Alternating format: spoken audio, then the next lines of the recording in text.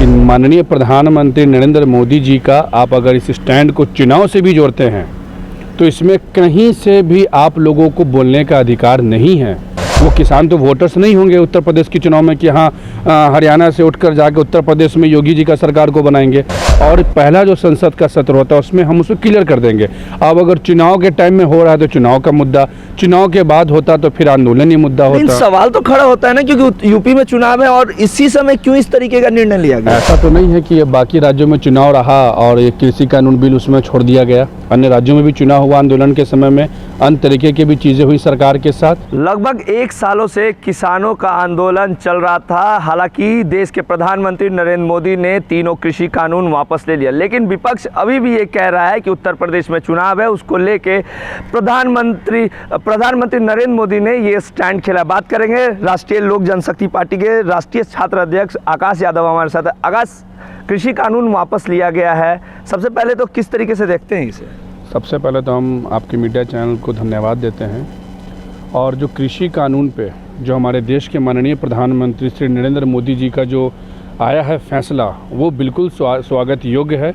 और नरेंद्र मोदी जी ने, जो हमारे देश के माननीय प्रधानमंत्री हैं, उन्होंने आज एक चीज़ को साबित कर दिया है कि ये देश में लोकतंत्र है और लोकतंत्र काफ़ी अच्छे तरीके से हमारे देश के माननीय प्रधानमंत्री नरेंद्र मोदी जी चलाने का काम कर रही सरकार को। ये सरकार लोगों के बातों को सुनती है, समझती है, ना कि तानाशाही की तरह सा देश में इमरजेंसी लगाने का काम करती है। तो ये जो नरेंद्र मोदी जी ने जो फैसला लिया है किसानों के बातों को लेकर, जिन्होंने कल उनका जो संबोधन रहा है वो देश के लिए था, किसानों के लिए था। और 130 करोड़ की जो आबादी है वो नरेंद्र मोदी जी को दिल से धन्यवाद इसलिए दे रही है कि उन्होंने देश के आंदोलनकारियों को, देश के किसानों के बातों को सुना, समझा और उनके मांगों को पूरा करने का काम किया। विपक्ष लेकिन ये कह रहा है कि उत्तर प्रदेश में चुनाव है, उसको लेके भी एक स्टैंड खेला गया है, एक ट्रम्प कार्ड खेला गया है उन किसानों को वोट बैंक खींचने के लिए। सबसे पहले तो मैं विपक्ष को आपके मीडिया के माध्यम से मैं बता देना चाहता हूँ कि माननीय प्रधानमंत्री नरेंद्र मोदी जी का आप अगर इस स्टैंड को चुनाव से भी जोड़ते हैं तो इसमें कहीं से भी आप लोगों को बोलने का अधिकार नहीं है। अगर उत्तर प्रदेश का चुनाव या 5 राज्यों के चुनाव को लेकर अगर ऐसा हुआ है तो फ़ायदा किसको मिलेगा? किसानों को मिलेगा। जो हमारे किसान जो आंदोलन कर रहे थे, जो हमारे किसानों का जो मांग था, ये फ़ायदा तो उन किसानों को मिलेगा। वो किसान तो वोटर्स नहीं होंगे उत्तर प्रदेश के चुनाव में कि हाँ हरियाणा से उठकर जाके उत्तर प्रदेश में योगी जी का सरकार को बनाएंगे। तो नरेंद्र मोदी जी की सरकार ने, भारतीय जनता पार्टी की सरकार ने जो इस बिल का, जो लोगों का जो लंबे अरसे से जो मांग रहा, उसमें नरेंद्र मोदी जी ने वापस लिया है। और इसका साफ एक ही उद्देश्य रहा है कि हमारे किसान भाई, जिनको समझाने में सरकार थोड़ी बहुत असफल रही है, उसका उन्होंने अपना काम पूरा किया है कि किसी कृषि कानून को हम वापस लेते हैं और पहला जो संसद का सत्र होता है उसमें हम उसको क्लियर कर देंगे। अब अगर चुनाव के टाइम में हो रहा है तो चुनाव का मुद्दा, चुनाव के बाद होता तो फिर आंदोलन ही मुद्दा होता। सवाल तो खड़ा होता है ना, क्योंकि यूपी में चुनाव है और इसी समय क्यों इस तरीके का निर्णय लिया गया? ऐसा तो नहीं है कि ये बाकी राज्यों में चुनाव रहा और ये कृषि कानून बिल उसमें छोड़ दिया गया। अन्य राज्यों में भी चुनाव हुआ आंदोलन के समय में, अन्य तरीके की भी चीज़ें हुई सरकार के साथ। आप इस बात को समझिए, पूरा मामला ये है कि सरकार के समक्ष किसानों ने एक बिल को लेकर बात रखी कि ये बिल हम लोग को पसंद नहीं आया, ये बिल नहीं होनी चाहिए। सरकार ने राय विचार कर एक निर्णय लिया, सरकार ने लोगों का सुना। सरकार वही बेहतरीन होता है, वही सरकार अच्छा होता है जो लोगों की बात सुनता है, अपनी जनता की बात सुनता है। और सरकार ने उनके बातों को सुना और कृषि बिल में सरकार को लगा कि हमारे किसान खुश नहीं होंगे तो उसको वापस ले लिया। इसमें चुनाव से जोड़ना जो मुद्दा होगा, हमें लगता है ये राजनीतिकरण होने का बात होगा। नेता प्रतिपक्ष तेजस्वी यादव ने भी कहा है कि मुझे तो अभी भी भरोसा नहीं है कि ये कृषि कानून प्रधानमंत्री ने वापस ले लिया। कहाँ से बोले हैं, पटना से या दिल्ली से? अगर पटना से बोले हैं तो उनको भरोसा मिल जाएगा। संसद खुलेगा दिल्ली में और जब दिल्ली में संसद शुरू होगा तो संसद के अंदर में हो जाएगा। और उनको भरोसा में लाजमी है, उनको भरोसा नहीं, क्योंकि लोकसभा में तो एक भी सीट आरजेडी का नहीं है। लोकसभा में सांसदों की संख्या शून्य है राजद की। तो उन लोगों को भरोसा होगा जब राज्यसभा में जब बिल पारित हो जाएगा, कृषि कानून बिल जब वापस हो जाएगा तो वो भी उनको भरोसा हो जाएगा। और हमको लगता है कि इस तरीके के चीज़ों में जहाँ देश का मुद्दा हो, देश हित में मुद्दा हो, राजनीति नहीं होकर सरकार को धन्यवाद देना चाहिए कि सरकार ने सुना। आंदोलन देश ने कई बार देखा और ये हमारा मानवता कहता है कि जिस व्यक्ति ने कल हमारे देश के माननीय प्रधानमंत्री ने मीडिया के समक्ष आकर देश के नाम संबोधन कर कर उन्होंने कहा कि हम असफल हो गए किसानों को समझाने में, हम इसलिए इस कानून को वापस लेते हैं। अपने गलतियों को, अपने अच्छाइयों को, सारी चीज़ों को एक्सेप्ट करने वाला ही एक बेहतरीन और एक सफल नेता होता है। बिहार की राजनीति पे आ जाते हैं। बिहार में बीते दिन जहरीली शराबों से कई लोगों की मौत हुई है। उसके बाद बिहार के मुख्यमंत्री नीतीश कुमार समीक्षा बैठक करते हैं। बैठक लगभग 7 घंटा चलता है, लेकिन विपक्ष का ये कहना कि बैठक में कुछ नहीं हुआ, सिर्फ स्नैक्स चले।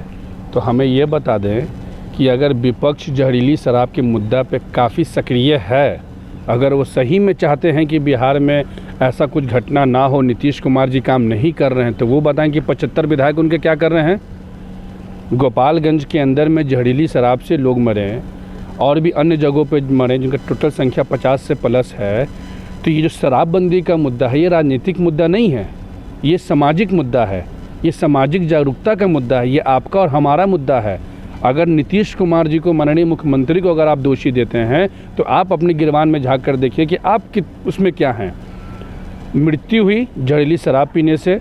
माननीय मुख्यमंत्री जी धन्यवाद के पात्र हैं कि इमीडिएट उन्होंने एक्शन लिया और समीक्षा बैठक करने का काम किया और शराब बेचने में जो भी लिप्त हैं उनके खिलाफ कार्रवाई करने का आदेश पारित करने का काम किया। वो धन्यवाद के पात्र है। और हम आपके मीडिया के माध्यम से भी स्पष्ट रूप से कह देना चाहते हैं कि शराबबंदी मुद्दा को राजनीति से ना जोड़ें, ये सामाजिक मुद्दा है। अगर ज़्यादा किसी को लगता है कि शराबबंदी में नीतीश कुमार जी फेल हैं तो विपक्ष आए सामने। मौत के बाद ही क्यों समीक्षा बैठक? देखिए, आपको मैं एक बात बता 6 साल हो चुके हैं शराबबंदी को किए हुए। मैं आपको एक चीज़ बता देता हूँ।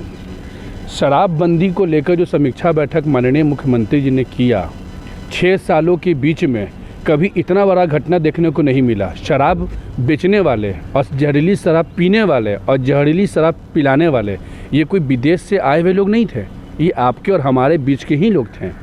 शराब ने कई घर को उजाड़ा है पिछले कई सालों में और माननीय नीतीश कुमार जी के पहल से कई घरों को आज के वक्त में सुधारा गया है। इसी तरीके के समीक्षा बैठकों से, इसी तरीके के कानूनी कड़ी कार्रवाइयों से थाना इंचार्ज भी सस्पेंड हो रहे हैं। ऐसा तो नहीं है कि नीतीश कुमार जी के राज्य में शराबबंदी खुलेआम बिक रहा हो और बेचने वाला जो हो वो खुलेआम घूम रहा हो। अगर आपके पास अगर दिखता है कि कोई शराब बेच रहा है, आप बताइए, और कार्रवाई नहीं होता है तब आप माननीय मुख्यमंत्री पे उंगली उठाइए। आपके पास विधायक है, आपके पास 75 विधायकों की संख्या है, आप बिहार की सबसे बड़ी पार्टी अपने आप को कहते हैं, तो आपको तो सबसे बड़ा जागरूकता अभियान चलाना चाहिए शराबबंदी को लेकर। गली मोहल्लों नुक्करों में चलाना चाहिए, लोगों को जागरूक करना चाहिए कि शराब ना पिए। तो आप उसको राजनीतिक से जोड़ते हैं तो हमें लगता है ये बेहद दुर्भाग्यपूर्ण है।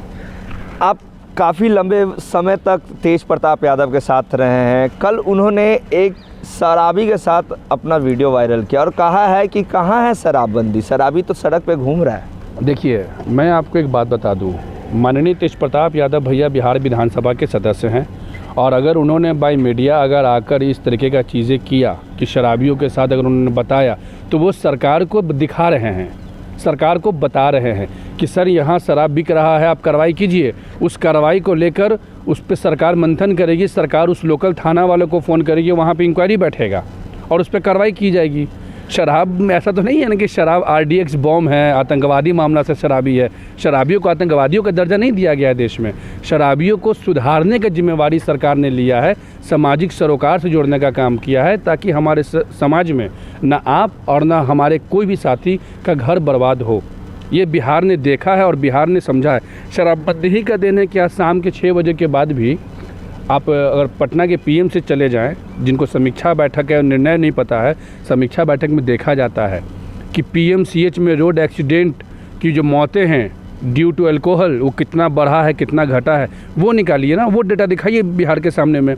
कितने लोगों के घर में जहाँ का आय 300 था और वो दारू पीते थे, उनके घर का हालात देखिए, उनके बच्चे सुख शांति से अपना जीवन व्यापत कर रहे हैं। तो हमारा ये पहल होगा, आपका ये पहल होना चाहिए, हर एक व्यक्ति का पहल होना चाहिए कि ना शराब बिकने देंगे और ना शराब किसी को पीने देंगे। एक आखिरी सवाल है, जिस तरीके से समीक्षा बैठक हुई, ये कहा जा रहा था कि अगर किसी भी थाने के अंतर्गत अगर शराब की बरामदी होती है तो थानेदार और चौकीदार नपे जाएंगे, बड़े अधिकारी क्यों नहीं नपे जाएंगे? मैं आपको एक चीज़ बता देता हूँ, अगर इस मोहल्ले के अंदर में या इस कैंपस के अंदर में अगर शराब मिलता है तो आप पहले नॉक किसको कीजिएगा? एसएसपी को, डीजीपी को कीजिएगा, माननीय मुख्यमंत्री को कीजिएगा आवाज़ पे जाके। आप यहाँ के पहले जो होटल्स वाले होंगे, यहाँ के जो ग्राउंड स्टाफ होंगे, यहाँ के जो मैनेजर होंगे, उनको नॉक कीजिएगा।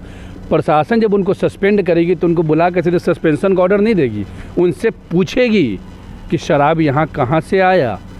उनके एक एक बातों को लिखा जाएगा, उस पर सोचा जाएगा और उस पर कार्रवाई किया जाएगा। अगर उसमें बड़े अधिकारी का नाम आएगा तो उन पर भी कार्रवाई किया जाएगा। और बिहार की जनता ने देखा है कि बड़े बड़े अधिकारियों के यहाँ अगर किसी भी अधिकारी ने भ्रष्टाचार से लेकर, शराब से लेकर कोई भी तरह का अगर ये काम किया है तो उस पर माननीय मुख्यमंत्री नीतीश कुमार की सरकार ने कार्रवाई करने का काम किया है। अभी कार्रवाई बड़े अधिकारियों के आवाज़ पे छापामारी नहीं चल रहा है इससे अधिक मामला का।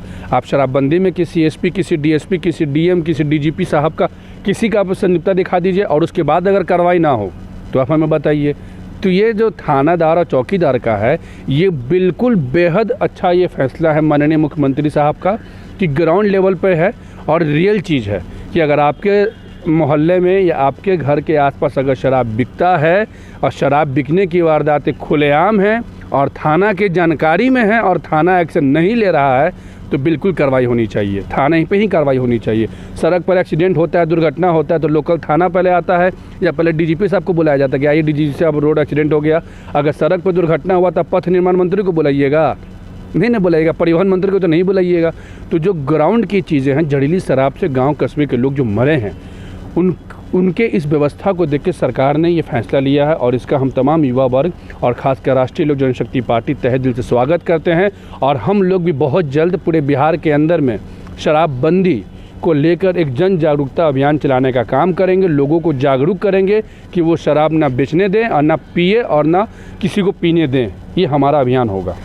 तो ये थे आकाश यादव जिन्होंने तमाम सवालों का जवाब दिया। वहीं इन्होंने कहा है कि हम जल्द ही शराबबंदी को लेकर एक जागरूकता अभियान भी निकालेंगे जिसमें लोगों को ये बताएंगे कि ना शराब बेचे और ना शराब पीने दे। बाकी की तमाम खबरों के लिए देखते रहे लाइव बिहार। अभी के लिए इतना ही, नमस्कार। लाइव बिहार यूट्यूब पर सब्सक्राइब और फेसबुक पर लाइक जरूर करें।